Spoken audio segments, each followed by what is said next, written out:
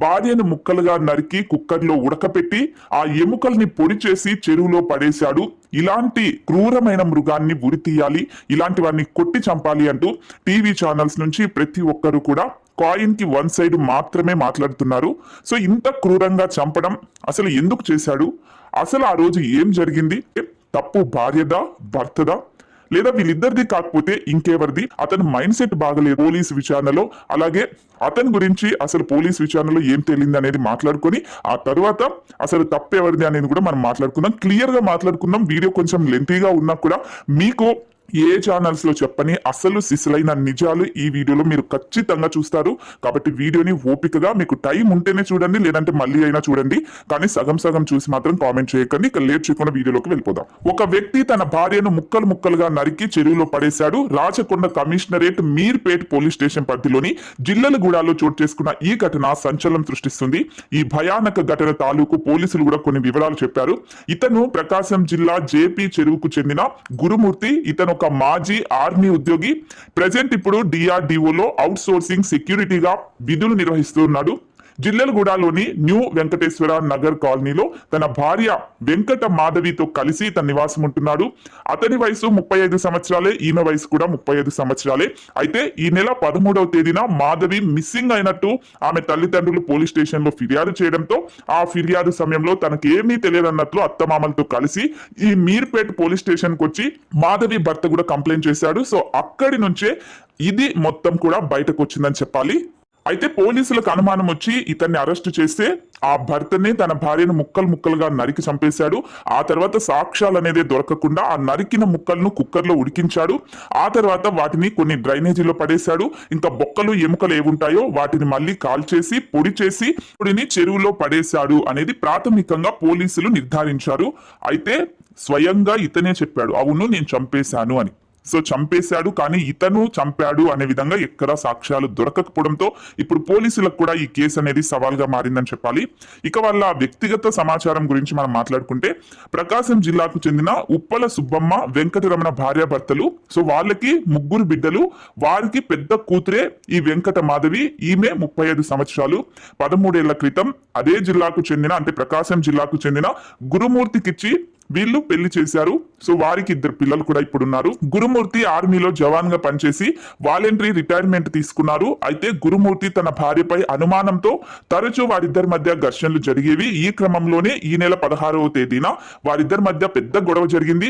ఆ సమయంలో పిల్లలకు సెలవులు ఉండటంతో ఇంట్లో ఎవరూ లేరు, వాళ్ళని ఊర్లకు పంపించేశారు. సో మరుసటి రోజు తన భార్య కనిపించడం లేదంటూ మీర్పేట్ పోలీసులకు గురుమూర్తే ఫిర్యాదు చేశాడు. సో కేసు నమోదు చేసుకున్న పోలీసులు దర్యాప్తు ప్రారంభించి సీసీ కెమెరాల ఆధారంగా భర్త గురుమూర్తే చంపి ఉంటాడు అని అతన్ని అరెస్ట్ చేస్తే ఇవన్నీ వెలుగులోకి వచ్చాయి. అయితే సీసీ కెమెరాల్లో 16వ తేదీ ఆ తర్వాత మాధవి ఇంట్లో నుంచి బయటకు వచ్చినట్లు ఎక్కడే కానీ కనిపించలేదు. గురుమూర్తి మాత్రం పలుసార్లు కవర్లు పట్టుకొని ఇంట్లో నుంచి బయటకు వచ్చినట్లు, బయట నుంచి ఇంకో ఎక్కడికో పోయినట్టు పోలీసులు అయితే సీసీ కెమెరాలు గుర్తించారు. సో దీంతో గురుమూర్తిని అదుపులోకి తీసుకొని విచారిస్తే ఈ వెంకట మాధవిని తానే హత్య చేసినట్లు ఒప్పేసుకున్నాడు ఈ భర్త. ఇంకా భార్యను హత్య చేసి ఆమె బాడీని మటన్ కత్తితో ముక్కలు ముక్కలుగా నరికేశాడు. ఎముకల నుంచి మాంసాన్ని వేరు చేసి ఆ మాంసాన్ని ఇంట్లోనే కుక్కర్లో, అంటే కొంచెం కొంచెం, కుక్కర్లు అంటే చిన్నగా ఉంటాయి కదా, మహా అంటే 5 లీటర్లు ఉంటాయి, దాంట్లోనే కొంచెం కొంచెం కొంచెం కొంచెం ఉడికించేశాడు.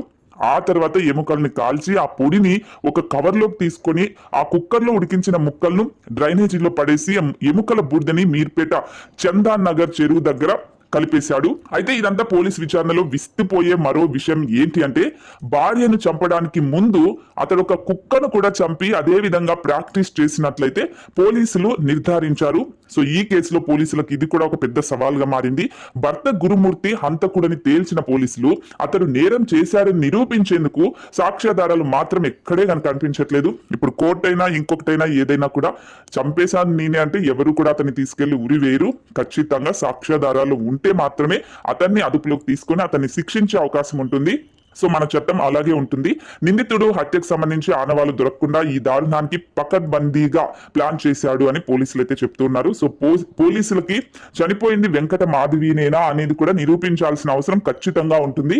ఆమె ఎముకల పొడిని చెరువులో కలిపేయడంతో ఇంకా అది ఆ పొడి తీసుకొని మళ్ళీ ఒకవేళ DNA పంపించాలి, టెస్ట్ చేయించాలి అంటే కూడా అవని పరిస్థితి. ఎందుకంటే చెరువులో మొత్తం కలిసిపోయి ఉంటుంది కాబట్టి డ్రైనేజీలో కూడా ఆమె శరీర భాగాలు పడేశారు. అవి ఎక్కడున్నాయి ఏంటో కూడా ఏం తెలియని పరిస్థితి. మాంసపు ముద్దలను అయితే పోలీసులు సేకరించి DNA పరీక్షకు పంపించే అవకాశం ఉంది. వెతుకుతూ ఉన్నారు, ఇంతవరకు అయితే దొరకట్లేదు. సో ఈ ఖచ్చితంగా ఇతనే ఈమెను చంపాడు అని నిరూపించడానికైతే పోలీసులు కూడా వాళ్ళకి మించి, వాళ్ళ శక్తికి మించి సాయి శక్తిలా ప్రయత్నిస్తున్నారని చెప్పాలి. సో ఇది నిన్నటి నుంచి అన్ని టీవీ ఛానల్స్ లో, సోషల్ మీడియాలో ప్రతి ఒక్క చోట చెప్తున్న మాట, వింటున్న మాట. ఇప్పుడు ఇంతవరకు నేను చెప్పింది కూడా అది పోలీసుల విచారణలో తెలిసింది, పోలీసులు బయటకు చెప్పింది ఇది జరిగింది అని టీవీ ఛానల్స్ కూడా చెప్పింది ఇది కాయిన్ కి ఒక సైడ్ మాత్రమే. ఖచ్చితంగా రెండో సైడ్ కూడా ఉంటుంది కదా.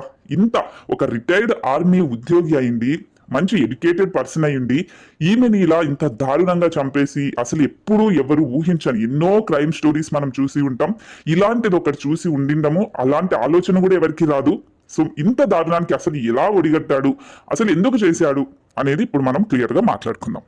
ఈ కాలంలో అబ్బాయి కావచ్చు, అమ్మాయి కావచ్చు, ఎవరైనా చంపేశారని తెలిస్తే ఇంకా వాళ్ళది తప్పు, వీళ్ళు చంపేశారు, వాళ్ళే ఒప్పేసుకున్నారు అని చాలా మంది ఒక సర్టిఫికేషన్ ఇచ్చేసి వాళ్ళదే మొత్తం తప్పు, ఆ పక్కన వాళ్ళది తప్పు లేదు, బాధితులు అవ్వచ్చు లేదా చనిపోయిన వాళ్ళు అవ్వచ్చు, ఎవరైనా అవ్వచ్చు, వాళ్ళదేమి తప్పు లేదు అని సృష్టించడం అది ఇంకా పెద్ద తప్పు అవుతుంది.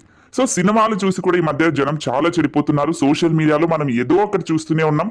సో ఈ ప్రశ్నకు కూడా పూర్తిగా సినిమాలు చూసే చెడిపోతున్నారని కూడా చెప్పలేం, అలాగని సినిమాలు చూసి చెడిపోవట్లేదని కూడా చెప్పలేం. అయితే అంతో ఇంతో ఖచ్చితంగా సినిమాల ప్రభావం కూడా ఉంటుంది. సో అందుకని అతనే స్వయంగా చెప్పాడు, నేను దృశ్యం సినిమా చూసి, ఈ సినిమా చూసి యూట్యూబ్ లో చూసి అది ఎలా ప్లాన్ చేయాలి, కుక్కని చంపి ప్రాక్టీస్ చేసి ఆ తర్వాత నేను చేశాను అని క్లియర్ గా తనే చెప్పాడు. సో ఇది ఒక నిమిషం పక్కన పెడదాం, దీని గురించి కూడా మనం డిస్కస్ చేద్దాం. సినిమాలు చూసి ఇన్స్పైర్ అయ్యి 1000 మంది బాగుపడితే దాంట్లో ఖచ్చితంగా ఒక్కడైనా చెడిపోతాడు అని చెప్పడానికి ఇదే ఒక పెద్ద ఉదాహరణ. సమాజంలో సినిమాలు కూడా చాలా ప్రభావం చూపిస్తున్నాయి అని చెప్పడంలో ఎలాంటి సందేహం లేదు. ఓకే, సినిమాల ప్రభావం ఎంత ఉన్నా వాటిని చూస్తారు, వాటి ద్వారా 0.1% నాలెడ్జ్ అనేది పెంచుకుంటారు, ఇలా చేస్తారు. ఖచ్చితంగా ఎవరు అవునన్నా కాదన్నా సినిమాల వల్ల, సీరియల్స్ వల్ల, వెబ్ సిరీస్ వల్ల కొంచెం ఇలాంటి నాలెడ్జ్ ని, ఇదనే కాదు మంచి కావచ్చు చెడు కావచ్చు ఏదైనా కూడా నేర్చుకొని వాటిని ఇంప్లిమెంట్ చేస్తున్నారు, జరుగుతూ ఉన్నాయి కూడా. పుష్పలో స్మగ్లింగ్ కావచ్చు, లేదంటే అర్జున్ రెడ్డిలో బోల్డ్ గా మాట్లాడితే తప్పు లేదనడం కావచ్చు, ఇప్పుడు ఇలాంటి క్రైమ్ సీన్లు కావచ్చు, ఇవన్నీ కూడా అంతా సినిమాల ద్వారానే తప్పు జరుగుతుందని నేను ఎక్కడ చెప్పట్లేదు. అట్లీస్ట్ వాళ్ళు నాలెడ్జ్ అంటే కొంచెం ఆల్రెడీ అలాంటి టైంలో భయంగానో లేదా టెన్షన్ గానో ఉంటారు, ఏం చేయాలి అని అనుకున్నప్పుడు ఇది కూడా ఒక 0.1% వాళ్ళకు హెల్ప్ అవుతుంది. అలాగే ఇతను సూక్ష్మదర్శిని, దృశ్యం సినిమా, ఈ 2 సినిమాలు చూసి చేశాను అని క్లియర్ గా చెప్పడం వల్లనే ఇక్కడ నేను సినిమాల గురించి కూడా మాట్లాడాల్సి వచ్చింది. సో ఆమె తప్పేమీ లేదా. సో వీళ్లకు 13 ఏళ్ల కిందట పెళ్ళైంది. సో ఈమెకి 35 సంవత్సరాలే, అతనికి 35 సంవత్సరాలే, అంటే ఇద్దరు ఈక్వల్ ఏజ్ అనమాట.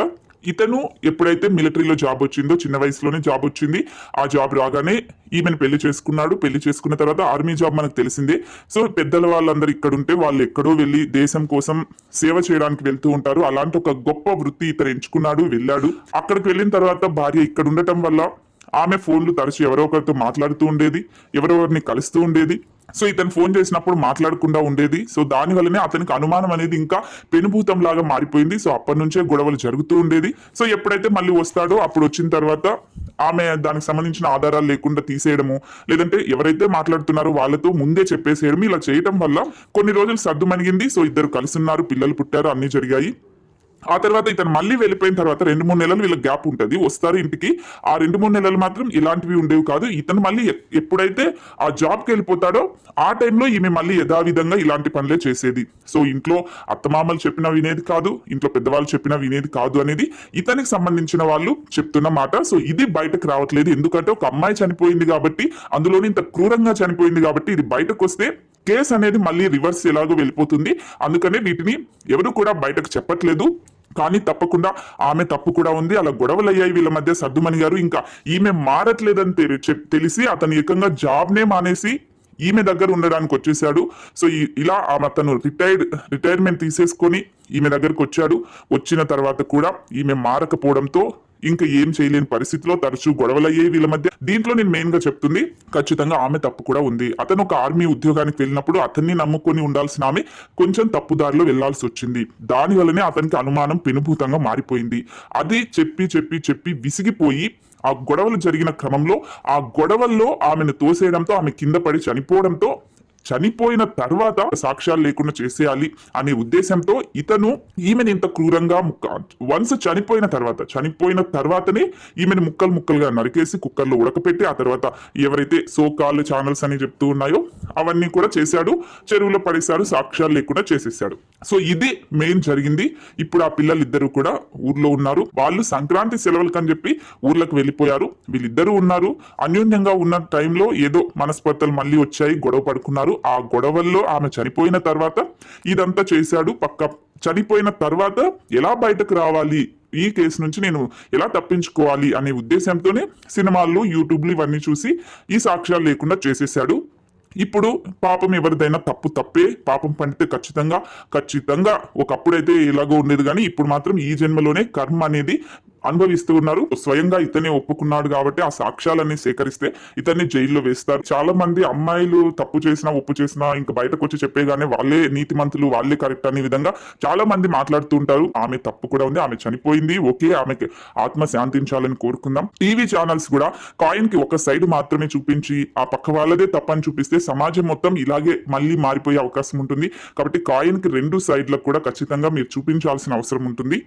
కాబట్టి ఇప్పుడు అతనితో పాటు ఆమెతో పాటు ఇద్దరి జీవితాలు కూడా ఖచ్చితంగా నాశనం అయ్యాయనే చెప్పాలి.